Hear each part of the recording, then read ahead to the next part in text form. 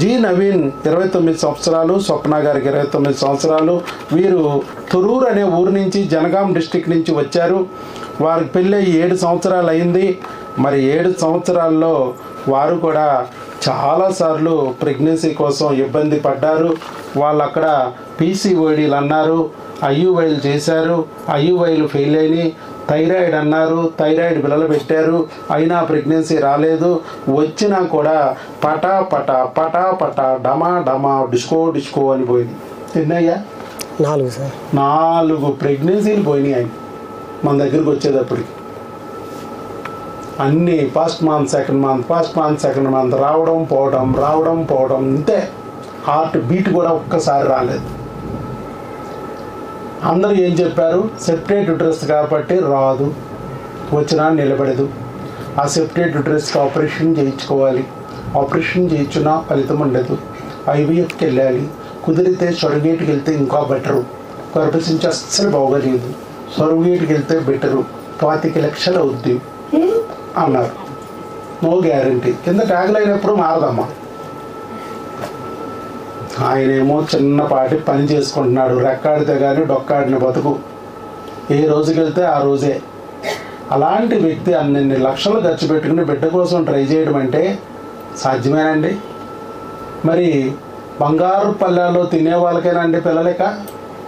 ఏ steel పళ్ళాల్లో తింటూ, పచ్చడి మెతుకులు తింటూ, నాకు కూడా ఒక బిడ్డ కావాలి అనే వాళ్ళకి ఇక దిక్కు లేదా? ఏ దిక్కు లేని వాడికి భగవంతుడే దిక్కు అన్నట్టుగా ఈరోజు భగవంతుడు నవీన్ని, స్వప్నని మన దగ్గరికి తీసుకొచ్చారు. ఎన్ని రోజుల్లో వచ్చింది ప్రెగ్నెన్సీ? ఇక్కడ 2 నెలల్లో సార్. 2 నెలల్లో వచ్చింది ప్రెగ్నెన్సీ.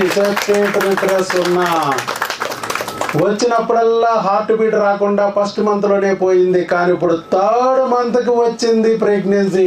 ఫస్ట్ ప్రెగ్నెన్సీ వచ్చి చాలా రోజులు అయింది ఆయనకి. ఫస్ట్ మంత్ వచ్చాడు, మందులు తీసుకెళ్ళాడు. సెకండ్ మంత్ వచ్చాడు, మందులు తీసుకెళ్ళాడు. ఇప్పుడు 3rd మంత్ కూడా నిండిపోయింది. కన్ఫామ్ పీటల్ పార్ట్ వచ్చింది, జెస్టేషనల్ శాక్ వచ్చింది, హార్ట్ బీట్ వచ్చింది, అన్నీ వచ్చాయి. అవకరాలు కూడా లేవు అన్నట్టుగా చక్కగా ఎర్లీ టిపా స్కాన్ కూడా చేసేశారు. ఆ స్కాన్ రిపోర్ట్లో వాళ్ళు అన్నీ బాగున్నాయని ఇచ్చారు. ఎలా జరిగింది ఇది? 2 నెలల్లో. 2 నెలల్లో ఎలా జరిగింది? డాక్టర్ వైఎస్ బాబు మ్యాజిక్ ఫార్ములా ఇంగ్లీష్ మందులతో జరిగింది. చెప్పండి నవీన్ గారు.